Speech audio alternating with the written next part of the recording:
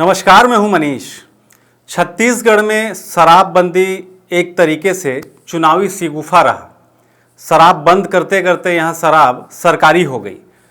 पीने की समस्या ना हो इसलिए लोग अब अहाते की मांग कर रहे हैं। इसी बीच मध्य प्रदेश में नई शराब नीति लागू हो गई है, जो अगले चुनाव में कहीं चुनावी शगुफा से कम नहीं साबित होगा।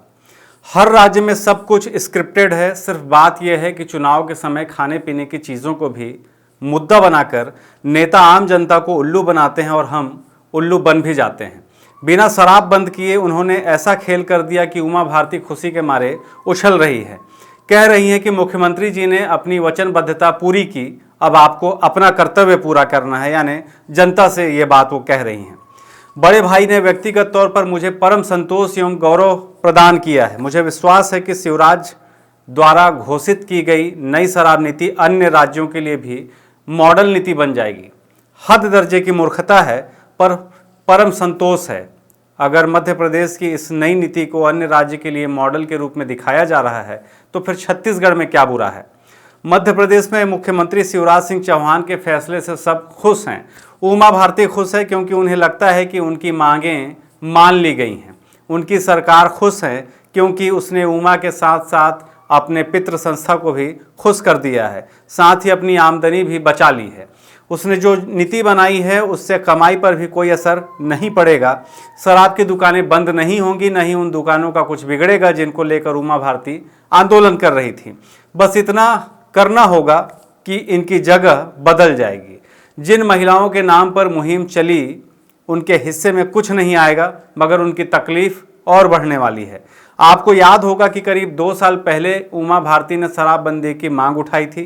वे गुजरात और बिहार की तर्ज पर पूर्ण शराबबंदी चाहती थी। पहले तो सरकार ने उन्हें कोई तवज्जो नहीं दी, फिर उनकी बात सुनने की बात कही। मुख्यमंत्री और उमा के बीच पत्राचार भी हुआ, ट्विटर वार भी हुआ, ट्विटर पर एक तरफा संवाद हुआ। लेकिन पिछले साल सरकार ने बड़ी चालाकी से शराब की दुकानें 2 गुनी कर दी। बाद में शराबबंदी की बात नशाबंदी पर आकर रुक गई, लेकिन उस दिशा में भी सिवाय बातों के कुछ नहीं हुआ। इस बीच उमा ने फिर अपने तेवर दिखाए, अपनी जाति की ताकत भी बताई। बात नागपुर तक पहुंची, मुख्यमंत्री की भी पेशी हुई। इसके बाद ही 2023 के लिए नई आबकारी नीति घोषित हो गई।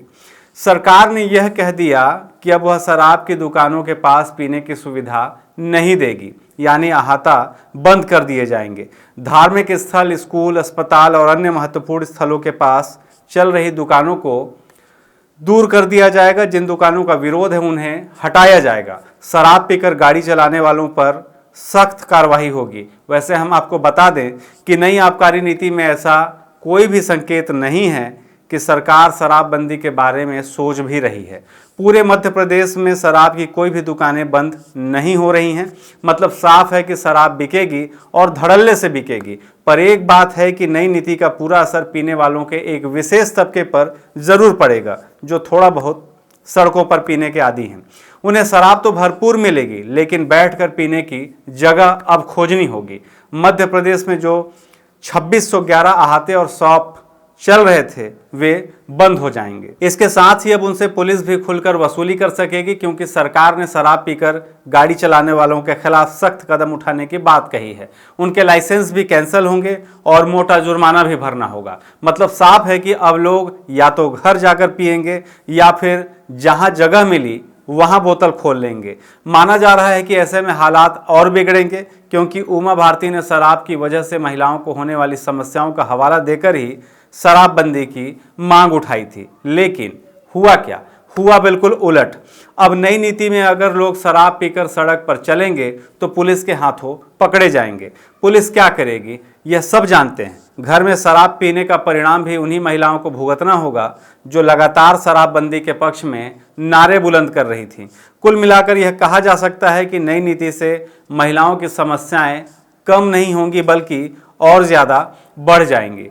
पर सरकार को इस समस्या से क्या लेना देना। सरकार ने तो उमा भारती को खुश कर दिया, साथ ही नागपुर को भी संतुष्ट कर दिया।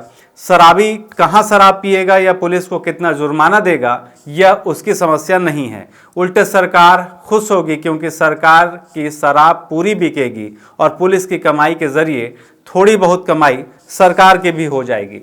पर दुखद यह है कि सरकार के इस फैसले से उन हजारों लोगों का धंधा चौपट हो जाएगा जो आहतों में शराबियों को सेवाएं देते थे, लेकिन उनसे किसी को कोई सहानुभूति नहीं है। ना उमा भारती को उनसे मतलब है, ना तो मध्य प्रदेश की सरकार को। सरकार ने उमा को साध कर अपना काम पूरा कर लिया। हालांकि स्थिरता उमा भारती के स्वभाव में नहीं है, लेकिन यह माना जाना चाहिए कि चुनावी साल में वे कोई समस्या खड़ी नहीं करने वाली हैं। साथ ही लोधी वोटरों को भी बीजेपी के बारे में ही रोक कर रखने में मदद करेंगी। आगे क्या होगा यह वक्त ही बताएगा। फिलहाल एमपी में शराब की करीब 3600 दुकानें हैं। शराब पीने के मामले में देश में वह 6ठे स्थान पर है। शराब से कमाई में देश में उसका 7वां नंबर है। करीब 12,000 करोड़ रुपए की शराब यहाँ के लोग एक साल में पी जाते हैं। यहाँ तो सरकारी आंकड़ा है, वैसे शराब की भट्टियाँ पूरे प्रदेश में चलती हैं। उनकी कमाई का हिस्सा सबको मिलता है। कहा तो यह भी जाता है कि गुजरात की सीमा से लगे जिलों में हर साल 1000 करोड़ की शराब खुद ब खुद सीमा पार कर आ जाती है। सीमा पर शराब का बड़ा कारोबार है, उसकी चर्चा कोई नहीं करता। हालांकि मध्य प्रदेश से छत्तीसगढ़ में भी शराब लाने का यह तरकीब कुछ लोगों को करोड़पति बना चुका है। मध्य प्रदेश के बॉर्डर वाले सरगुजा संभाग के कुछ जिलों में एमपी का शराब आसानी से आज भी मिल जाता है। फिलहाल इस नई और दिखावे वाली नीति से सब खुश हैं। सरकार ने अपनी कमाई में से 1 पैसे की कमी किए बिना ही वाहवाही लूट ली। उमा भारती इसलिए खुश हैं कि चलो उनकी कोई तो बात सरकार ने मान ली। जनता इसलिए खुश है क्योंकि उसे हर जगह हर तरह की शराब हर समय मिल जाएगी। अब तो आयातित शराब भी मिलेगी। रही शराब पीने की जगह की बात की तो अगर शराब हाथ में होगी तो वह भी मिल ही जाएगी। पुलिस को बाद में देखा जाएगा। सबसे ज़्यादा पुलिस खुश है, जाहिर है उसकी आमदनी बढ़नी तय है। हाँ, घाटे में वे महिलाएं ही रहेंगी जिनके नाम पर उमा ने आंदोलन खड़ा किया था, पर उनकी परवाह किसे है। शुक्रिया।